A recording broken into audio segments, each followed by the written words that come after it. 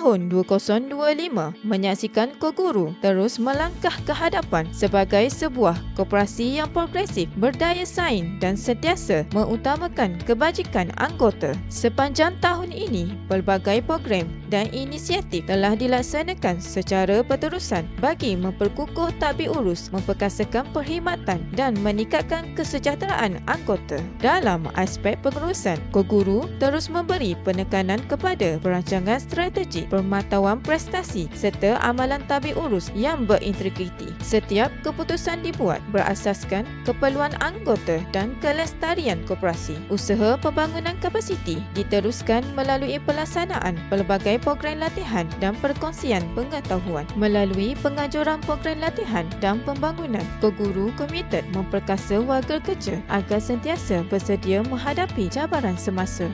Program berbentuk bengkel, seminar dan sesi perkongsian ilmu telah dilaksanakan secara berperingkat di seluruh negeri. Inisiatif ini dilihat sebagai sebahagian daripada usaha memperkukuh keupayaan dalaman serta menyesuaikan diri dengan keperluan semasa.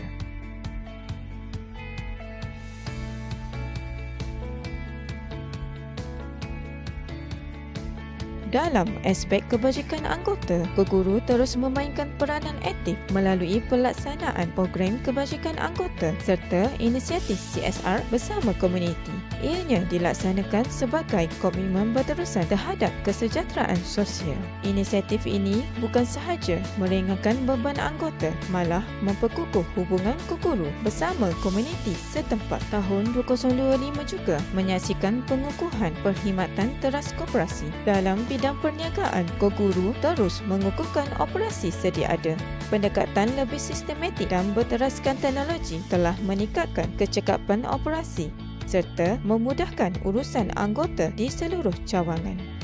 Penambahbaikan sistem dan proses kerja dilaksanakan bagi meningkatkan kecekapan operasi serta kestabilan kewangan koperasi.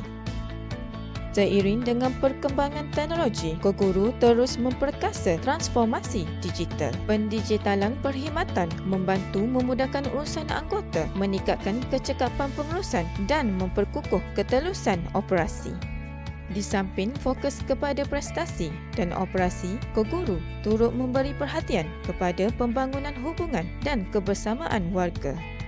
Pelbagai program libat urus, promosi dan aktiviti santai bersama anggota telah dianjurkan, bertujuan bagi memperkukuh jalinan silaturahim dalam menyemai semangat kebersamaan antara kaki tangan dan hubungan bersama warga Koguru.